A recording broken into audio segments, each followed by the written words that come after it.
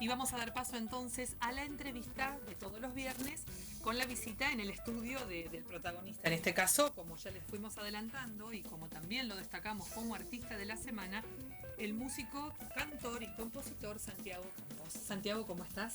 Buenas noches. Muy bien, buenas noches. Gracias por esta invitación. Bueno, vamos a empezar a abogar un poquito sobre tus primeros pasos. ¿Cómo fueron los primeros años, el barrio, dónde naciste? ¿Cómo fueron? Yo nací en el barrio Saladillo, en verdad el barrio Las Heras, que está al lado de Saladillo, en zona sur de Rosario. ¿Entre qué calles más o menos para ubicarnos? Olegario Andrade y Serrano. Uh-huh. Sería la altura de Ayacucho, el 5000 más o menos, en Bien. Rosario. Y bueno, ahí a partir de los 12 años más o menos empecé a agarrar la guitarra porque mis hermanos tocaban. Mi hermano mayor toca la guitarra, el otro, tengo un hermano también más grande que toca la batería. Uh-huh. Y bueno, yo siempre ahí mirándolos y queriendo copiar eso, aprendí a tocar. Ahora, desde muy chico te agarró la pasión por la música. 12, 13 años, sí. ¿Y qué era lo que escuchabas? En verdad la pasión me saltó un poco más adelante. Más adelante. Ahí era curiosidad, nada más. Empezar a conocer un poco eso. ¿Y la escuela? ¿A qué escuela ibas? Yo iba a la escuela Nuestra Señora de la Merced. Uh-huh. ¿Ese fue el primario? Esa fue la primaria, sí. ¿Y cómo te llevabas en aquel momento, los compañeros? Bien, re bien. Pero en aquel momento la música no le daba importancia. ¿No sentiste todavía que la música no había llegado? No, era jugar nada más. ¿Era curiosidad? Todavía de chico no. Qué bárbaro. ¿Y recordás algunos discos para el momento? Y recuerdo, bueno, a partir de los 12 años que me despertó eso, recuerdo un cassette que tenía de los Beatles. Ajá. Que nada había menos. En mi casa y lo escuché y lo di vuelta 20.000 veces. Ese cassette me voló la cabeza. Y bueno, en mi casa se escuchaba de todo. Se escuchaba mucho lo que era Baglietto. Ajá. La música rosarina. Música internacional también, como Queen, The Police. Un fenómeno muy variado tenías para elegir. Claro, tenía mucho, sí. Y yo crecí escuchando Baglietto, por ejemplo. Uh-huh. Mucho. Después más adelante, más de adolescente, empecé a buscar yo otras cosas. Me metí un poco en el tango, me metí en el jazz, a querer investigar y escuchar. Y a ese Santiago chico que estamos recordando en este momento, otra cosa que la música, un deporte, el club, cómo era la vida en ese barrio, que es tan significativo, el Saladillo es muy de barrio, muy típico. Yo no, deportes no. La verdad que fui un año al Club Caoba, hice básquet de chiquito, pero se ve que no andaba muy bien, ¿no? Te mandaron. Duré muy poco, sí. Lo que sí, iba a jugar al fútbol, nos juntábamos ahí en la Acción Católica, en la parroquia. Uh-huh. Y bueno, estuve muchos años ahí después, muchos amigos. Tuve una relación muy, muy estrecha ahí con la iglesia. Yo fui creciendo ahí adentro, digamos. Claro, sí. Después, bueno, de grande tomé mi rumbo. Está bien, pero es una parroquia que tiene mucha presencia, mucho movimiento. Hay otros colegios católicos con parroquias más tranquilas. Mercedes, claro. Algo que se nota, tengo muchas referencias de que es muy activo, digamos, todo claro. Lo que entonces como que eso también te va acompañando. Eso me vinculó con amigos del barrio, uh-huh. Que después también tocaban y nos juntábamos a tocar y armábamos cosas estrambóticas. ¿Cómo fueron esos primeros momentos cuando agarraste la guitarra, ahí un poco investigando con la curiosidad? ¿Cómo fueron? Mira, yo no sabía lo que hacía, en verdad. Yo tocaba, me inventaba cosas, copiaba y era como un mundo que a mí me gustaba explorar. Después, cuando me empecé a juntar con otra gente que hacía música, ahí empecé a entender un poco cómo estaba hecha la música, porque había que tener un lenguaje común para ponernos de acuerdo y tocar todos lo mismo. Esto siempre dentro de la ciudad de Rosario, estos ámbitos donde Sí, empezó. siempre en el barrio. Siempre en el barrio. Sí. Después, bueno, cuando yo llegué a los 18 años más o menos, ahí decidí estudiar, porque ya llegué a un límite y fui a estudiar guitarra. Ajá. Y ahí estudié en una escuela en el centro. ¿Y la secundaria? Hace un rato estábamos hablando de la primaria. Bueno, ¿La secundaria? En la secundaria fui al Politécnico. Ajá. Rendí, entré, no sé cómo hice, pero bueno. Entraste. Llegué a quinto año, no sé cómo hice porque no me recibí, terminé en un EMPA, porque yo ahí ya estaba completamente entregado a la música. Claro. Entonces, viste, en el Politécnico tenés que estudiar, Sí, sí. y yo no estudiaba. Yo estudiaba la guitarra. Es una confesión. Es una confesión, sí, bueno, sí, ya muchos la saben. Sí. ¿Pero ibas haciendo entonces a la par guitarra con el Politécnico? Claro. O... bien. Sí. O sea, era una cosa de estar todo el tiempo tocando, metido en eso, con una banda, con 2 bandas, con 3 bandas. Distintas, digamos, ibas intentando. Claro. ¿Y qué música hacían? ¿Distintas Y también? ahí, ¿O? en ese momento era rock. Ahí armábamos bandas de rock y era tocar y tocar y tocar. Tu primer recorrido entonces estuvo siempre referido al rock, digamos. Sí, más bien en el rock. Sí. Bueno, vos antes citabas a los Beatles, a Queen, siempre influenciado por esas canciones también. Sí, y en el tema de, bueno, también de chico empecé a fascinarme con la idea de hacer las canciones. Ajá, la composición empezó en aquel momento. Claro, inventaba cosas, inventaba músicas con la guitarra que ahora ya ni me acuerdo, ¿viste? Claro.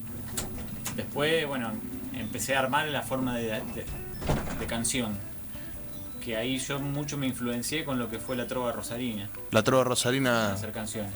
¿Y cómo fue en aquel momento todo esto de empezabas a escribir canciones? Porque vos también cantás. Sí, bueno, ahí no, en aquella época no cantaba tanto. ¿Que eran todos covers, digamos, lo que ustedes hacían? ¿O ya estaban ustedes creando sus también propias creábamos canciones así propias? colectivas, porque Bien. era como que metíamos todo en una ensalada. Y bueno, qué sé yo, muchos de esos músicos han seguido carrera de músico, otros han dejado. Eso es lo que te iba a preguntar, esa gente, Porque era como un juego también. Bien. ¿Qué contacto tenés? Y que quisiera que los nombres a los que más te acuerdes, no sé, que algunos, porque a veces uno se olvida y no, para no quedar mal con alguien. No, mira, mi primera banda me acuerdo se llamaba Provisorio, porque era algo Provisorio. Era muy descriptivo el nombre. Muy descriptivo el nombre, digo. Sí. Pero bueno, tuvimos unos años ahí haciendo música bastante interesante. Por ser lo primero, tenía 16 años yo. Y para este momento que estás relatando, elegiste una canción. ¿Qué canción elegiste? Bueno, en esta instancia yo escuché a un tipo, escuché cantar más o menos cuando yo tenía 15 años. Es que es Rubén Goldín. Ajá. Escuché un tema de él por televisión y digo, ya había escuchado algunas cosas de él. Y cuando yo escuché este tema dije, yo quiero cantar como este tipo, porque cantaba muy bien. Ujú. Tiene un... Después lo fui a ver, me enteré que tocaba en un lugar y bueno, lo fui a ver y me fascinó. También tenía una banda tremenda, tocaba Ariel Pozo la guitarra eléctrica, es uno de los mejores guitarristas. Y bueno, el modo de hacer canción y de cantar, a eso fue lo que me empujó a querer seguir en eso. Y te marcó ya ir a ver directamente en vivo ese recital de Claro, Rubén. me acuerdo de ese recital, verlo y decir, yo quiero ser eso, yo quiero estar ahí. Cantar, no sé si voy a llegar a cantar. ¿En ese momento estabas ya con Provisorio o ya te habías pasado a otra banda? Hay que hacer memoria, ¿no? Sí, no me acuerdo. No, sí, creo que estaba con ellos todavía, o estaba en eso, o ya. Claro, entre tanto movimiento que habrás tenido, también han pasado muchas bandas. Sí, no me acuerdo ni los nombres de algunas. ¿Y por qué elegiste este tema de Goldín? Aparte, digamos, por esa pasión que él despertó en vos, porque terminaste de confirmar que eso es lo que vos querías hacer, como me dijiste recién. Sí, porque marcó una época para mí. Ujú. Ese tema, qué sé yo, fue el primer cassette que me compré. Bien. El disco ese de Goldín. Uno por ahí el primer cassette o el disco que se compró. Yo hablo de cassette porque soy viejo. Yo te entiendo. Yo te entiendo. Marcaron una época. Uno lo recuerda.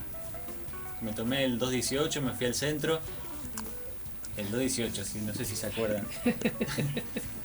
Y me compré el cassette original. Claro, estaba el lado A y el lado B en aquel momento. Qué lindo. Era otra época. Había que usar la lapicera también, ¿no? Para rebobinar. Claro, y los temas, y bueno, vos escuchabas los temas en el cassette y los querías sacar con la guitarra y los tenías que sacar porque no estaban en internet. Claro, en ningún obvio. lado. Nada. Entonces era todo un ejercicio también, copiar eso, tratar de sacar eso y aprender. Qué influencia tan importante, ¿no? De sacar los temas por oído en aquel momento. Claro, yo lo hacía con todos los discos eso. Bien. Mi mayor maestro han sido los discos. Ajá. Qué lindo. Yo ponía los temas, me los recordaba y los tocaba, sacaba la melodía, la armonía. Qué bárbaro. Vamos Así. a escuchar entonces el primer tema que eligió nuestro invitado, un tema del señor Rubén Goldín.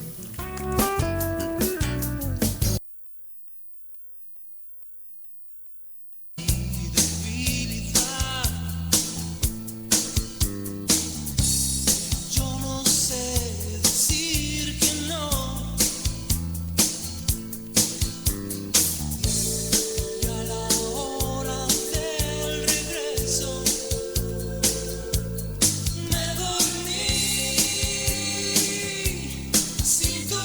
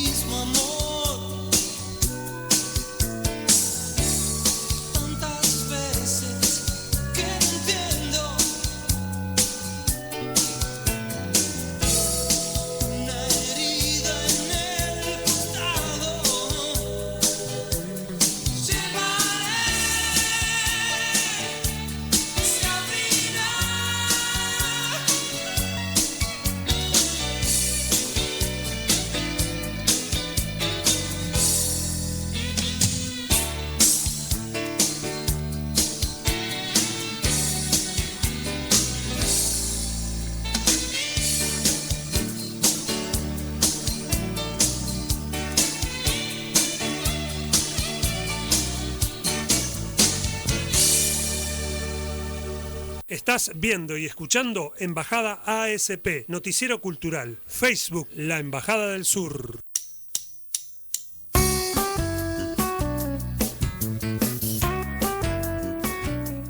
Seguimos aquí en la Embajada del Sur con nuestro entrevistado, Santiago Campos, que bueno, ya nos empezamos a ahondar un poquito en lo que fueron sus primeros pasos, y bueno, nos quedamos un poquito en esto de la salida del secundario. ¿Cómo fueron aquellos momentos? ¿Qué año eran más o menos, si recordás?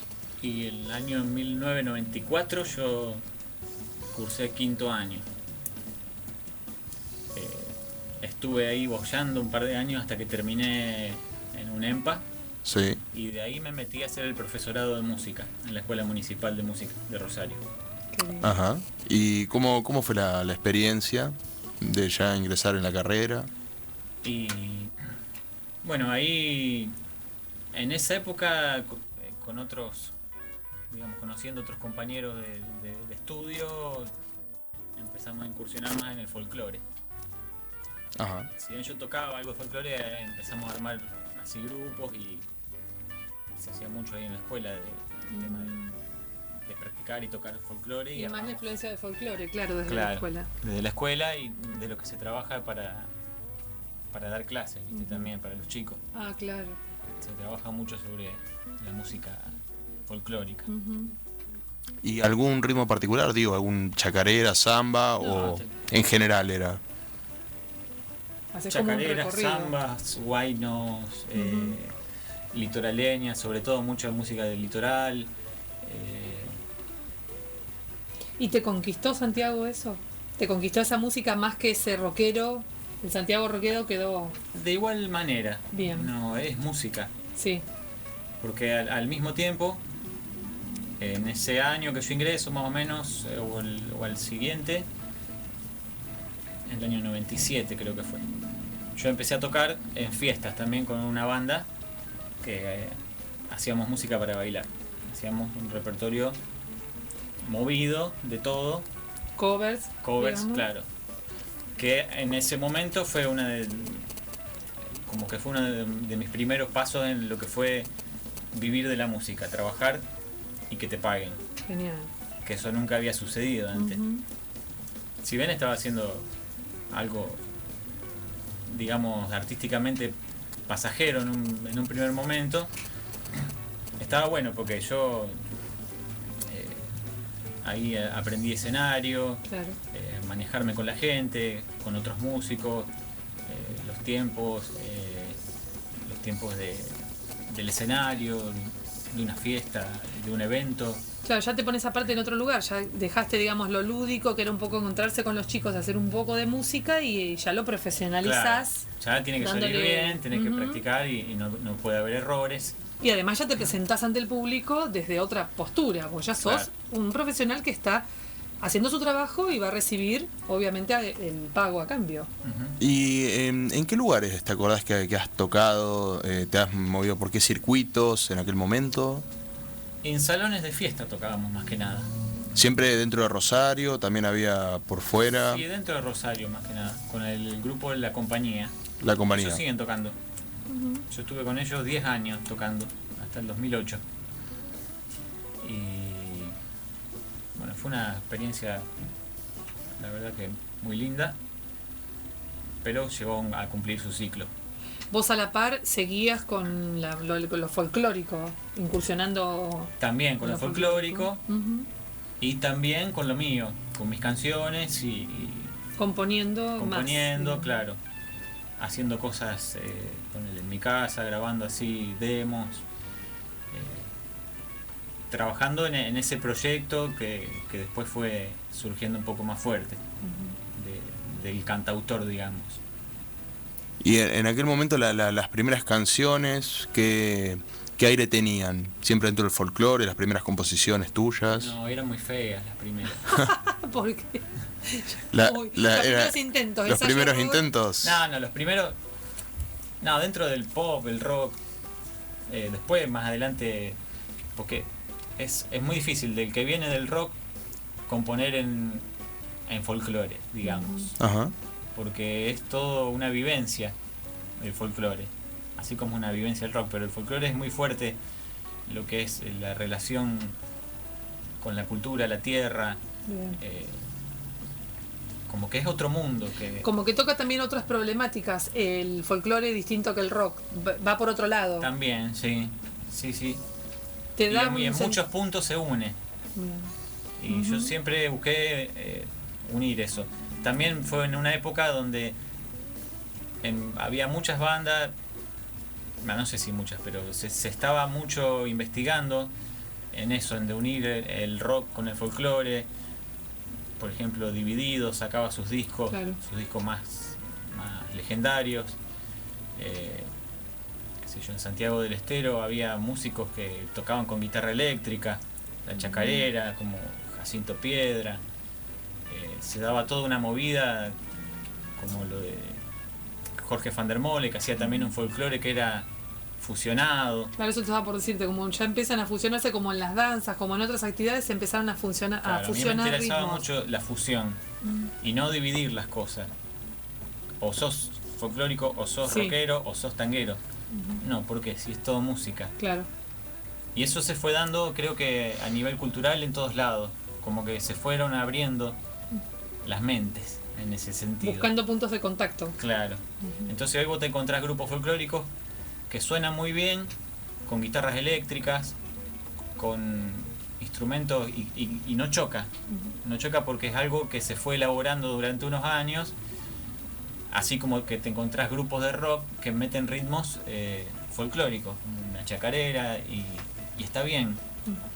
Ahora, qué bárbaro esto de tratar de armonizar sonidos que en un principio parecen tan opuestos. Claro. Todo ese trabajo debe ser difícil. ¿Cómo te Es repercutió una a vos? cuestión cultural, porque Sí. como que se ha inculcado que el folclore es esto, la bombacha, las botas, Sí. el poncho y la guitarra criolla. Claro. Si no, no es folclore. Si no, no es folclore. Están haciendo un mamarracho. Que eso era algo impuesto, justamente que venían hablando ustedes, de la época de dictaduras. Claro. Sí, sí. Entonces se imponía eso, lo nacional, el folclore era lo nacional, y los rockeros eran los drogadictos melenudos Sí. que hacían música extranjera. Que no era ni una cosa ni la otra. Que no tenía nada que ver con nosotros. Claro. Claro, no, además Como parte una de los antítesis. estereotipos que se tienen en la música, que bueno, hoy en día creo que están bastante desechados afortunadamente, por esto que vos decías que se fusionan muchos estilos, Ujú. se logran mezclar todo esto. Y ahora se mezcla más todavía a nivel latinoamericano y a nivel mundial. Vos fijate lo que pasa por ejemplo con Calle 13, que Claro. graba un disco con Mercedes Sosa, un tema Calle 13 con Mercedes Sosa, hace unos años era algo impensado. Sí. Y hoy en día es algo natural que los músicos se mezclen Sí. porque es un mismo lenguaje. O se hagan versiones, viste, de temas de un estilo sobre otro. Claro. Esa síntesis. Y está- en tu está muy carrera esto de fusionar los sonidos, ¿también te ha cruzado con otros artistas? ¿Cómo fueron las experiencias? Sí, todo el tiempo. Siempre hay gente. Ha habido músicos mucho más prolíficos y que han hecho cosas muy valiosas. Ha habido otros que han quedado en el camino porque no han decidido seguir la carrera. Te hablo de los que yo conocí Claro. Sí, y mucho con esta idea de la fusión.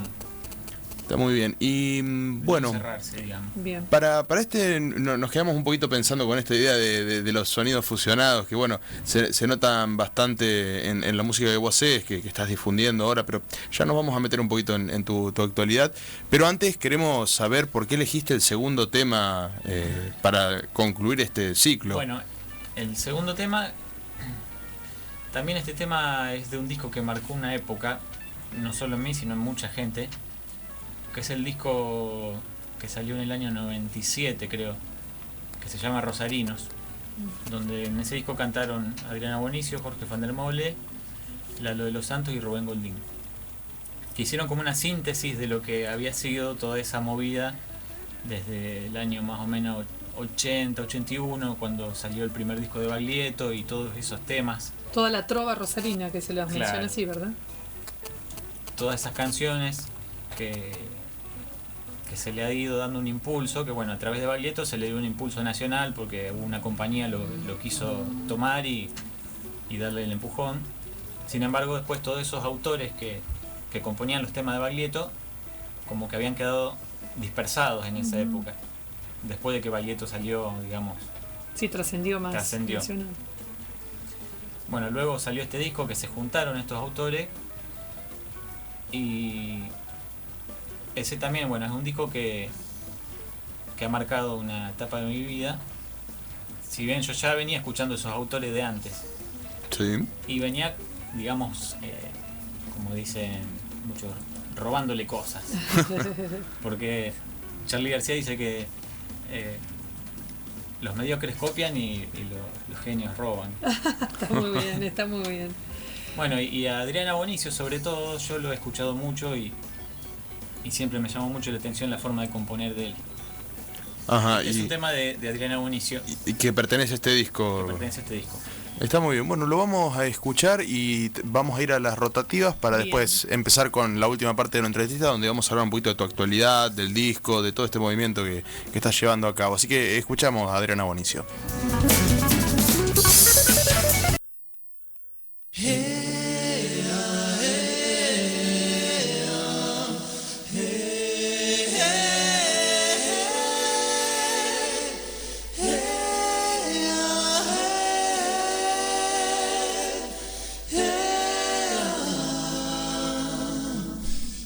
Tengo el corazón en dos mitades que apenas pueden sostenerse.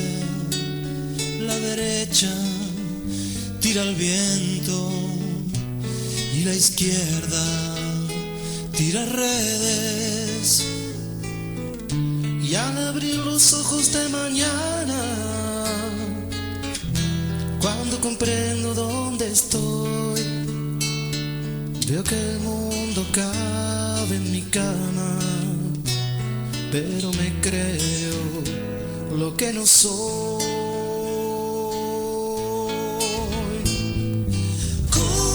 Corazón de barco, furia reprimida, marea alta, con las velas cortas.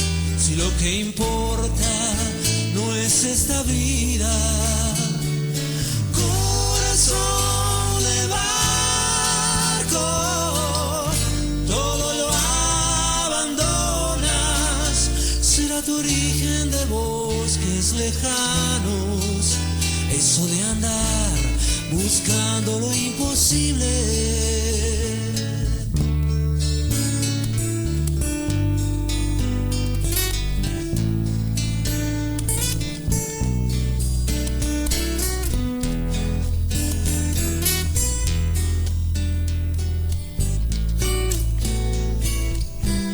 La bulla de los domingos